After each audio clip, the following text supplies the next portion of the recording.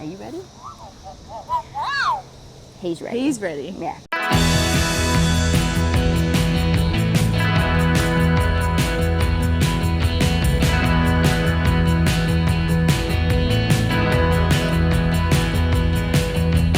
The better twin. No.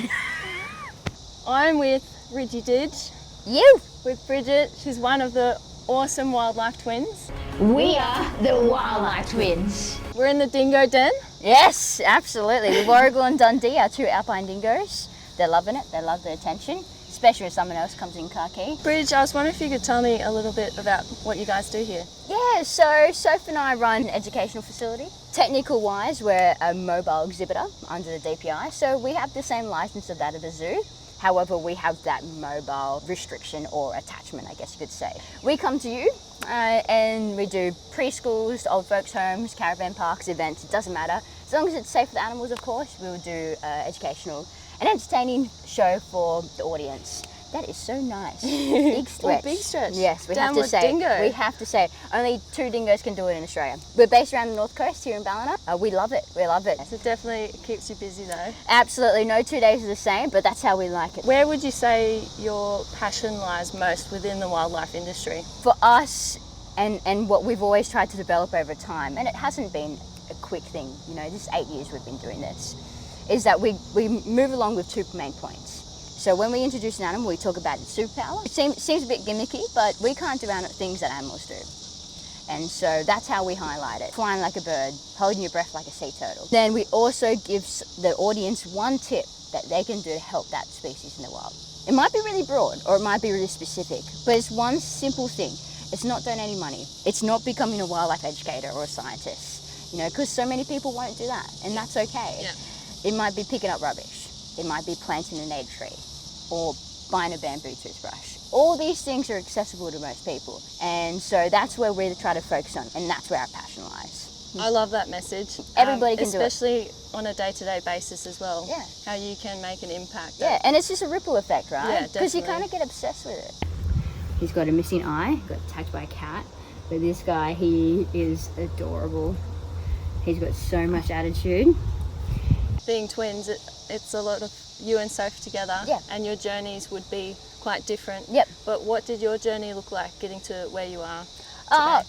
look, Soph and I were not the sharpest tool in the shed in high school, but we loved animals, but we just had no idea that you could get a career in it. The last 6 months of my high school, year 12, I was actually considering going to the army or like doing a trade as like a diesel mechanic and things like that. But my chemistry teacher, she helped me find this course and it had wildlife science in the name. Just got in, but when I was there, I loved it. I didn't fail any course. It was really challenging, but I was up for the challenge because I was studying something that I loved. Studied at the University of Queensland at the Gatton campus, and I studied what was called then a Bachelor of Applied Science and majoring in wildlife science. And in addition to that, I studied a Cert 4 in captive animals. That took me 3 years full time. I lived on campus there and I loved it. I loved the making friends. I didn't know anybody else there, so I really had to become my own person very quickly. And you think of like that sounds pretty normal, but to most people, and I guess everybody has to go through that. But I always had someone next to me throughout high school. From birth. We shared the womb. Be the first one out? No, Soph was. I was meant to come out first, but Soph kicked me. Pretty much setting up the rest of our life. Yeah. Oh my God, look at it. Oh, like every single time. Come on, let's go. But I did a snake handling course and I loved it. I loved it. I was just, they're just brilliant animals. Started learning about the venom and what we have in Australia, and I was like, wow, this is mind-blowing. Always had a fascination about reptiles, like crocodiles was something I really wanted to work with. Actually helped with a research project on Christmas Island for 2 months, studying giant geckos. How giant are we talking? Oh, like 10 centimeters, if that. I wanted to test whether I wanted to continue studying. Yeah. And I didn't after that, but I really enjoyed the practical aspect. I started doing what we do now, but I started off with like 4 reptiles. It was a new business. One show a month would probably be great. And now, 8 years later, we have on average 3 to 4 shows a week, and that doubles in school holidays. Yep. But we're quality over quantity. We don't have heaps of animals here. I don't want heaps of animals. They have a purpose here. Yeah. If they don't have a purpose here, they should be in the wild. It is a privilege working these animals every day. I get to see these animals in times where people wouldn't see them. You know, like simply like I live on site. The interactions, the behaviours. Yeah, I'm essentially Scarlett Johansson from We Bought a Zoo. I look exactly like her too. Love all the fur that comes off. Yeah, alpine dingoes. Each animal we get, we have to apply for. Yeah. And we have to build a new enclosure. Learning about how to build things, be with your hands, it's exactly what I wanted to do. And building enclosures is one of my favourite things to do. You know, these guys love this, you know. Yeah. Pride Rock here. I love this. It's amazing, right? It rocks. Yeah. It does. Did you catch that? You can see a lot of love has been poured into this place. And you look. It's all love, baby. Yeah, absolutely. Look, you gotta love it. Yeah, I just that's wouldn't it. be doing it. It's been a wild ride, and we've had to go through the roller coaster of going through COVID-19 and having no shows and having no money and still putting food on the plate for the animals. And yourselves. Yeah. But I'm so lucky in myself, and I speak to for myself in this matter. This is what I want to do. It's all centered around wildlife education.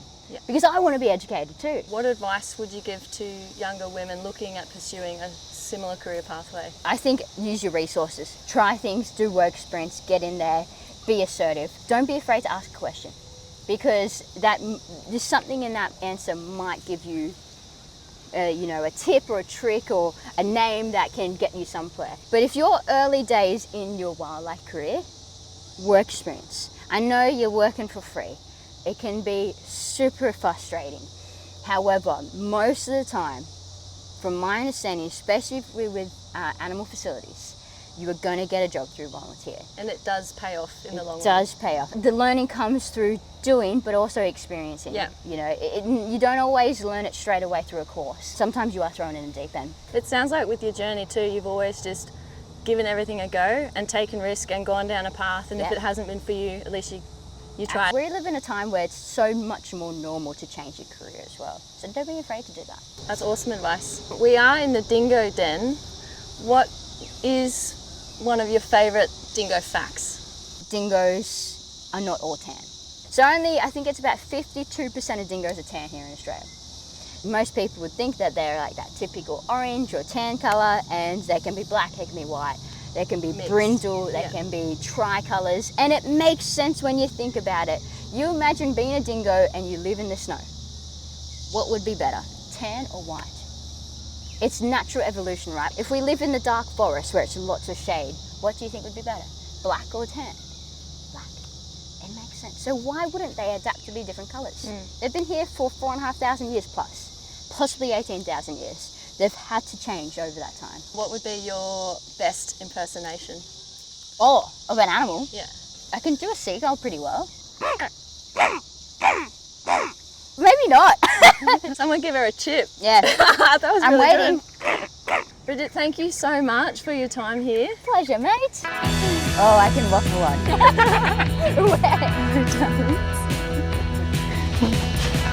He grabs my butt and pulls me up, and I'm like, ah! I better stop talking, don't I? Come, join. Sit down. I got a bucket.